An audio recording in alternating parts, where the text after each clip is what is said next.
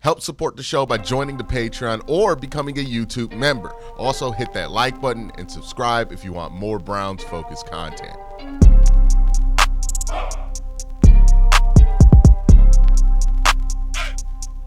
All right, what's up, everybody? I'm finally back from my week in Mobile, Alabama to watch the Senior Bowl. I've been able to gather my thoughts over the weekend and, look at some of the practice tape from what we saw in Mobile. And I'm going to have more thoughts and videos about my experience there, the players there, who I think rose the most, fell the most, all of that stuff. But we're going to start with a mock draft. So this is my first post-Senior Bowl mock draft. We're just going to go through it, 7 rounds. And remember, this isn't to predict what's going to happen. It's just to have the conversations that you might have depending on how the board falls for you or not for you in a given situation. So let's start here. Number 2 overall pick, Tennessee Titans. They go Cam Ward.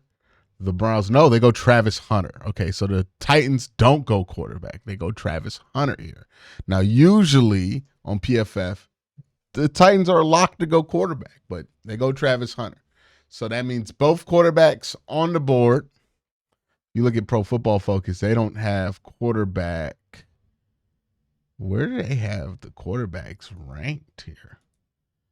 Wow, they got Cam Ward at 17 at their 17th ranked prospect. They got Shedeur Sanders as their 43rd ranked prospect. Look, I've elaborated on my feelings about quarterback this year.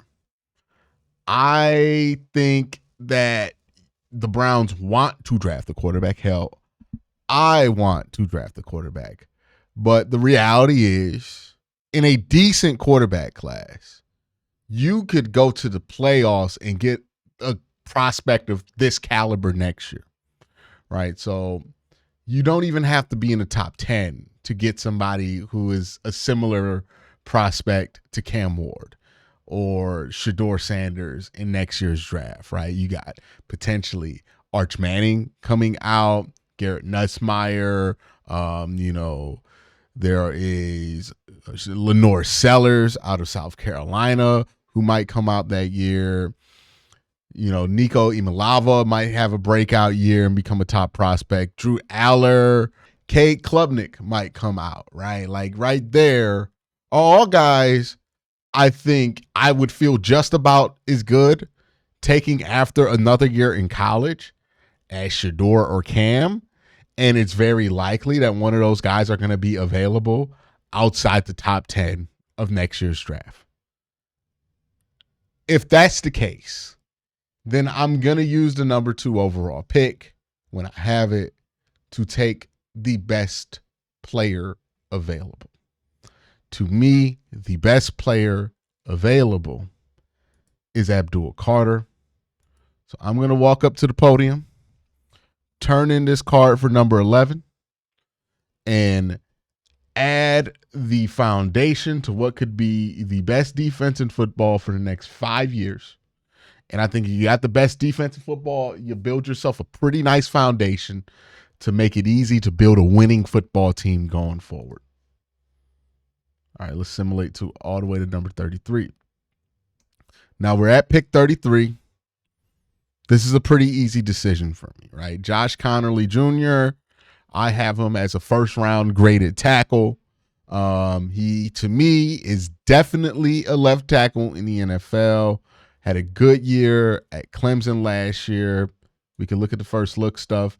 True junior coming out. So he's 21.2, super young. I thought he had a good week at the Senior Bowl. A little up and down at times, right? Like he did get bull rushed by Mike Green, but I thought he recovered from that stuff well. And I'm not going to overreact to a player getting beat, right, in those one-on-one scenarios. It's more about how do you recover, what your approach is like, and I like how Josh Connerly approached the week here. So I'm going to go get me a tackle. The Browns don't have a ton of insurance at tackle, right? Right now they're waiting on a injured DeJuan Jones, who was overweight last year at left tackle, or Jack Conklin, who has had a number of injury problems. So I don't feel great about the tackle position. I also, if we go in this draft, After Connerly, it's questionable if Essery is a tackle. I think he's a guard in the NFL, right? Donovan Jackson might be able to play tackle. Might. Cam Williams, super raw, was not very good last year at Texas. Super young, but not as polished, right? I think Josh Connerly, younger player and more polished coming out.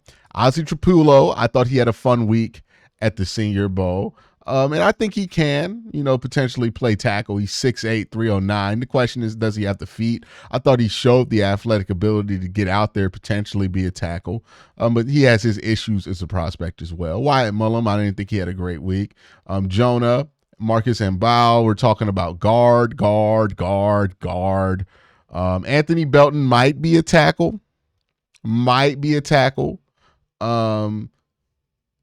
Yeah, I think I'm going to feel pretty good about going Connerly here, right? And then we got Emory Jones. I'm going to just go Connerly here, get a tackle, and be pretty happy with my first two picks in the draft. So I address offense, I address defense, and I feel pretty solid about that. Connerly being there is rare enough and coveted enough to where I would not trade the pick. I know there's a trade offer here to move to 38. Not going to do it, right? I'm just going to take Josh Connerly and move on to the third round. All right, so third round here, I think Quinshon Judkins would make a ton of sense. I know a lot of Ohio State fans going to see Travion there and want Travion. I've been watching a lot of Ohio State film to look at Will Howard. Here's how I feel about Travion versus Quinshon. Travion is the more talented running back. Like, you get him in the open field, he's explosive, he is unbelievably fast. But my issue with Travion is he has some of the same issues I see with with Jerome Ford. Jerome's doesn't have great vision. I don't think Travion has the best vision in the world. Travion has an issue where he runs into the back of his lineman sometimes, especially in congested spaces. Same thing happens with Jerome. Like, I feel like Travion is a better version of Jerome Ford, but still a similar player to what you have here in Jerome Ford, right? Jerome's unbelievable in the open field. He has that breakaway speed. I think Travion's a similar player. Similar builds on those two guys as well. Quinshon, to me, I think fits Kevin's system a little bit better. He has a better zone running grade. Like, he's a better zone runner. He has better vision, quickness. He finds his space. He finds his body in space a lot better than I think Travion does. So if I do go running back here, I'm thinking I'm going to go Quinshon. We can look around. Let's go around the board here. Quarterback, Will Howard. I might consider him if he's still on the board over here at 94. But that's the only quarterback I'm considering in day two taking, right? Because Jalen Milroe, I think he's played himself out of day two. Dylan Gabriel, I think he would be a fine day three selection, right? Will Howard, I think you can talk yourself into him as a day two pick. Riley Leonard, day three. Jackson Dart, day three. Quinn Ewers, I don't like him at all. Kyle McCord, day three. Curtis Warwick, day three. Max Brosmer, round seven. So probably not going to go quarterback here. Let's look at wide receiver. Jalen Royals is here. I don't really love him at 67. He's somebody who I would love to get for value in day three. Browns also don't have a giant need at wide receiver like they do at other positions. Tight end, this class is deep at tight end. So we got Gunnar Helm, who is a really good player. Elijah Arroyo, who I think will be pretty good. He's a fun, exciting player to watch out of Miami. He pops when you watch the Cam Ward tape for sure. He's not a great run blocker. Doesn't do contested catches, but he does get open. He does get separation. Harold Fainin Jr., Terrence Ferguson. I think Ferguson's underrated. I like what he brings to the table. I thought he had a strong Senior Bowl week too. Jake Brinestone had a strong week too. He didn't drop anything thrown in his direction during Senior Bowl practice as well. So nice soft hands on him. Jackson Halls.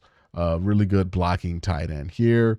I might consider Fainin here at 67 or Gunnar Helm here at 67.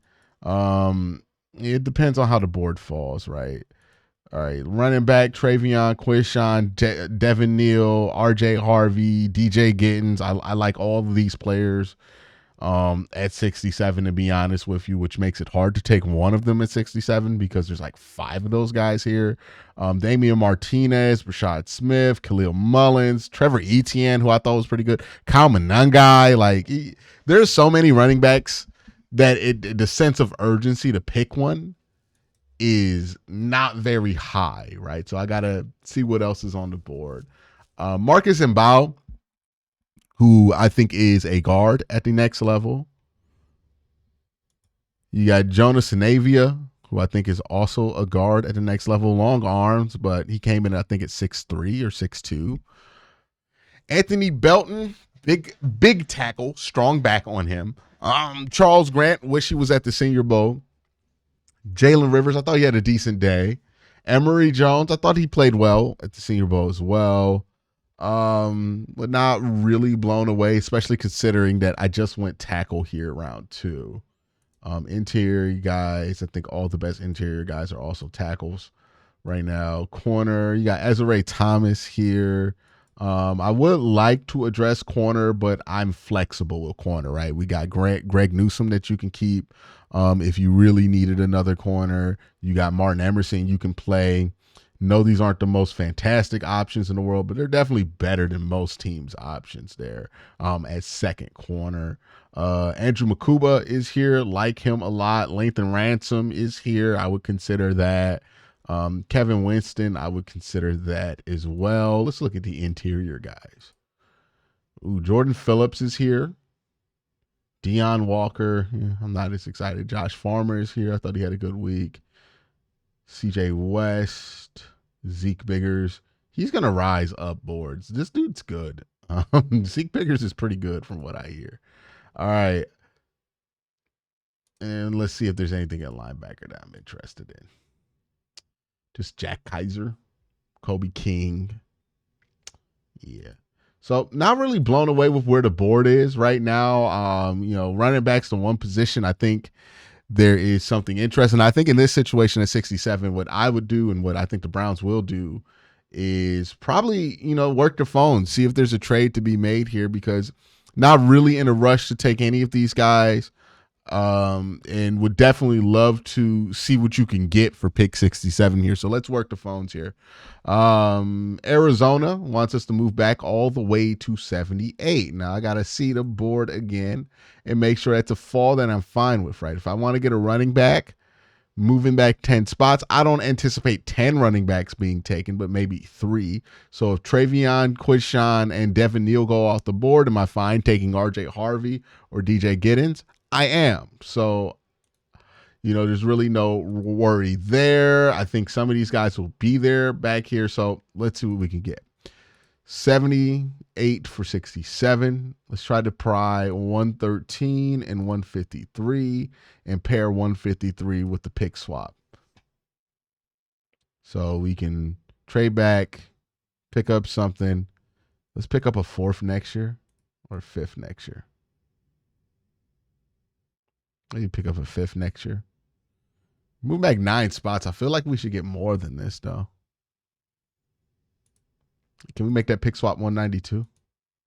Okay. What about 200? 204? 216?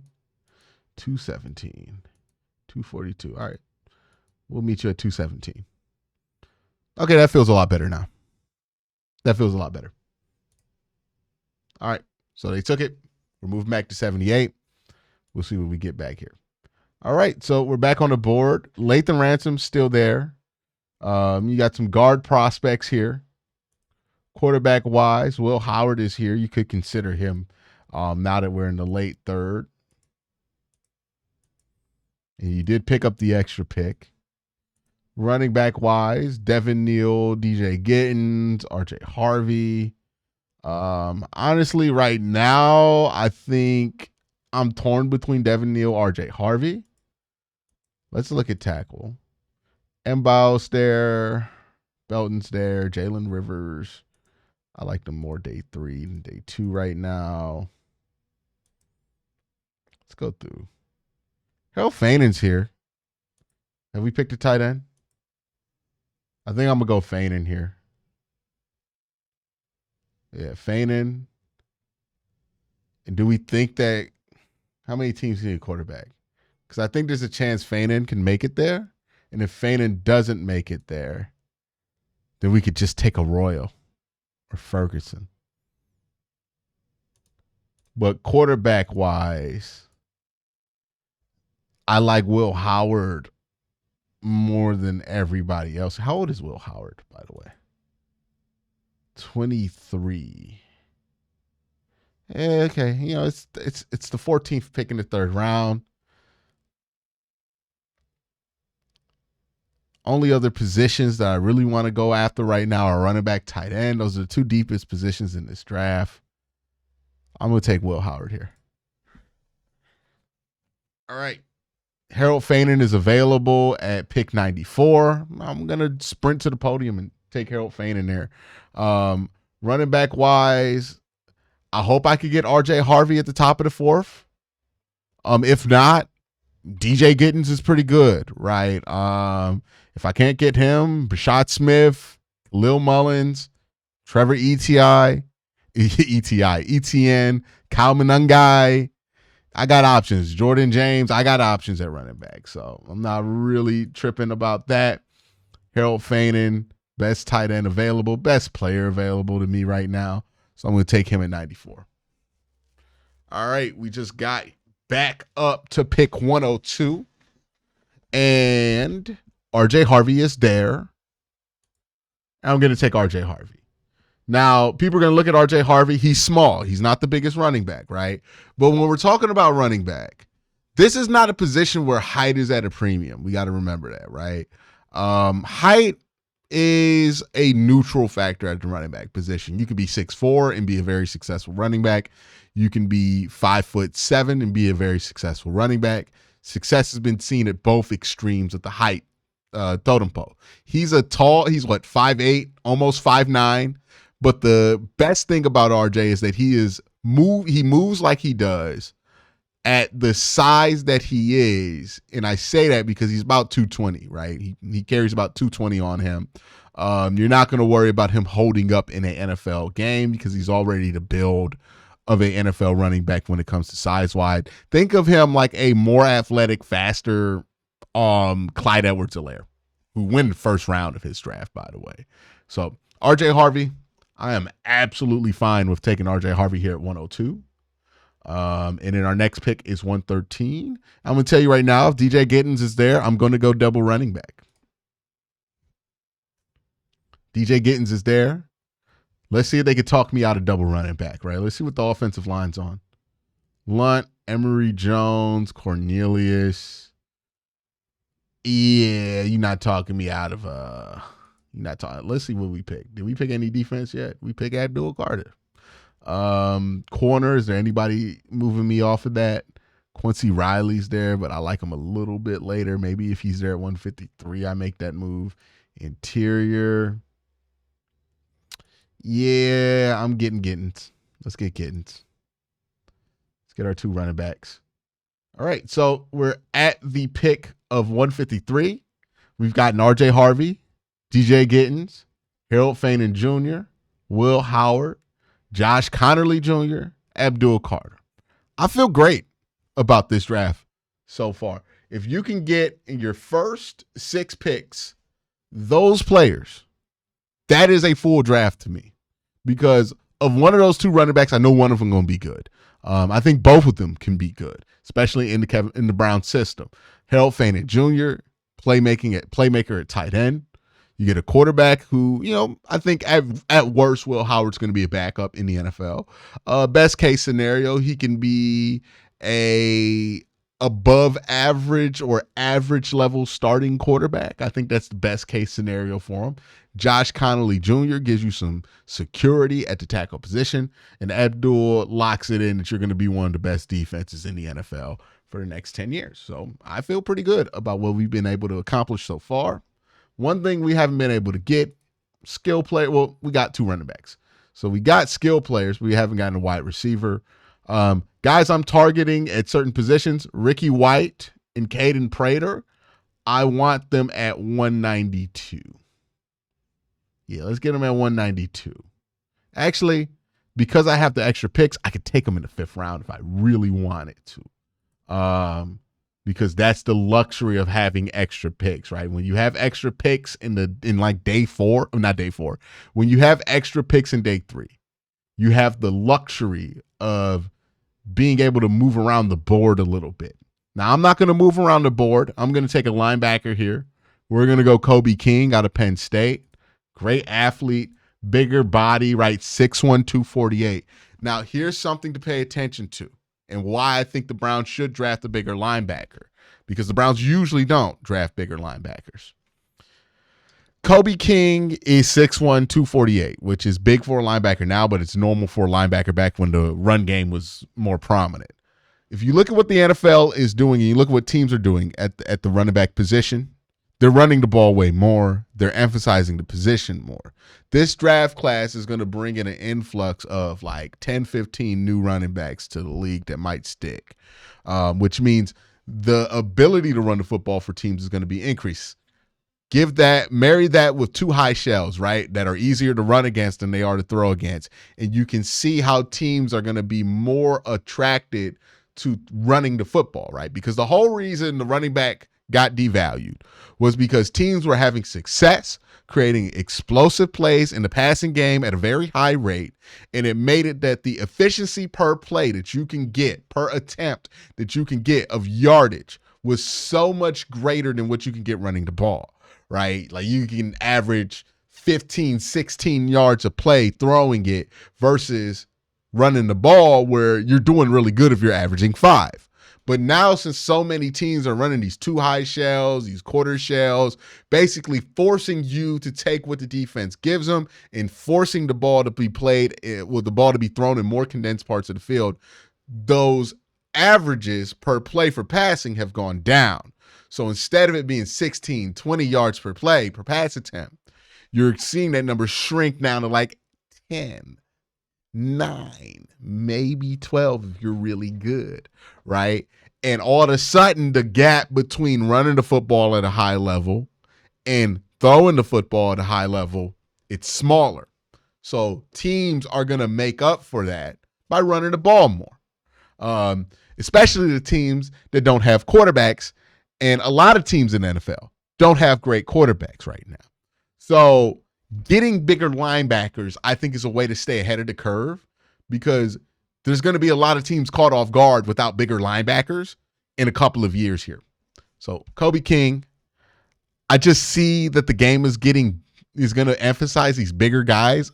So you want to get these big athletes sooner than later. A prospect like Kobe King, if the league goes the way that I think is going to go, he's going to be a second or third round guy in other drafts. But since we're not valuing these big linebackers right now, I think you can get a value for them.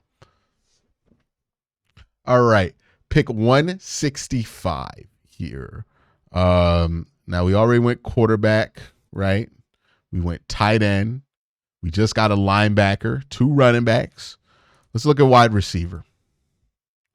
Caden Prater is here. He's a taller wide receiver, so if you like that, you can go here. Ricky White is here. He's not a taller guy, but I think he is, like, you can draft Ricky White, and I think he could play for you year 1 or year 2. Caden's a bit more of a project. I probably feel comfortable getting White, but I'm probably going to wait till the 6th round to get Ricky. So that's what I'm going to do for wide receiver. Let's see if there's any tackle guard prospects I like. I like Emory Jones. I wouldn't mind Emory Jones here. So that might be a selection I make. What's the board saying? Don't love what the board is saying here. So right now I'm thinking Emory Jones, my top choice. Tight end wise, are there any steals I got to take here? I'm going to keep an eye on Luke Lecce. If he's there at 200, I'm taking him. Running back, I got to stay away from running back. I've taken 2.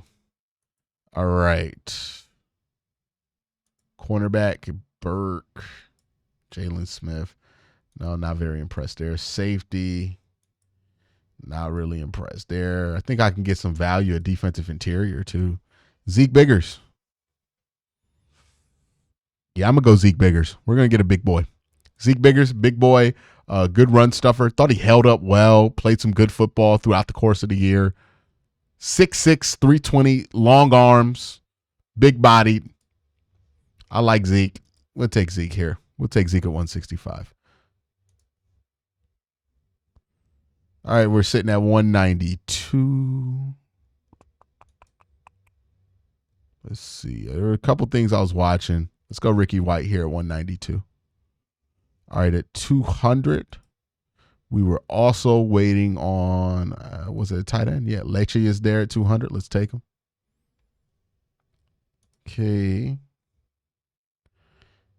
And let's look at some defensive guys. Interior, defensive interior, Cameron Jackson. Ty Robinson's fun. How big is he? How much weight? 310, 3 bills. I wouldn't mind Ty here. We do need some secondary guys. Any corners I like that are available? Not a great corner class. A good safety class, but not a great corner class. Yeah, I'm leaning towards just getting Ty here. Can I roster him? That's a big question, right? Can I roster him? So I know I can roster a wide receiver if I take one. And I know I can roster a corner if I take one. But a defensive guy might be hard to roster right now. We'll take Ty. We'll take Ty. All right, so we got the last 3 picks in the draft. We're going to pick players we can roster if they play well. Let's get Mac. Let's get Mac McWilliams. Let's get a corner. Safety. No, there's absolutely nothing there at safety anymore. I can. Oh, Carson Vincent. Yeah, let's get him. And at 257.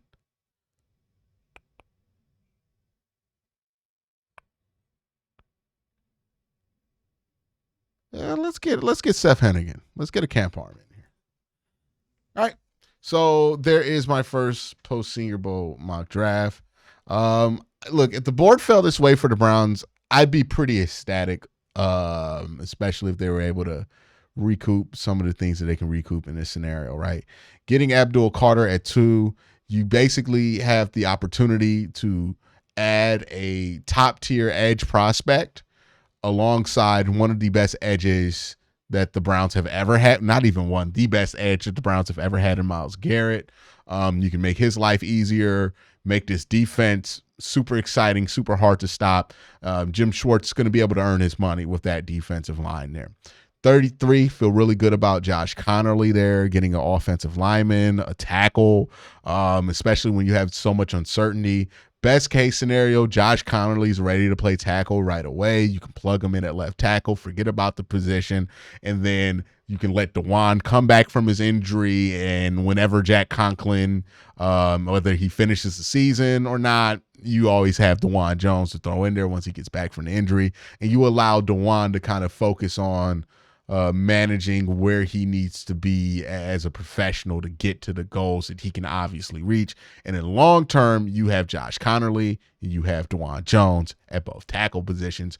You feel pretty good. You drafted a guard last year.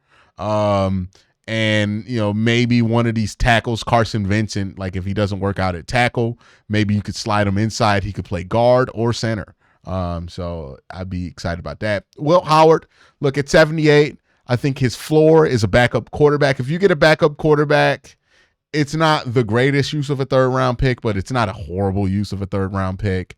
Also, you know, I think he does have the potential to be not a high tier starter, but like maybe somebody who sneaks into tier 3 as a starting quarterback. You're only spending the 78th pick on it. I'd be fine with it. Harold Faden Jr. at 94. I'd be doing backflips, y'all, if you got Harold Faden Jr. at 94. Then swinging around in the 4th round, getting 2 running backs, RJ Harvey, DJ Gittins. RJ Harvey, I think he can do it all at the running back position, but what he's going to be really good at is the 3rd down back. He has the base and the size to where I think he can pass protect in the league.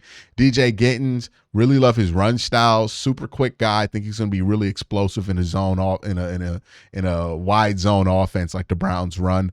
You get Kobe King, get a big linebacker, athletic guy to kind of play next to some of your smaller linebackers.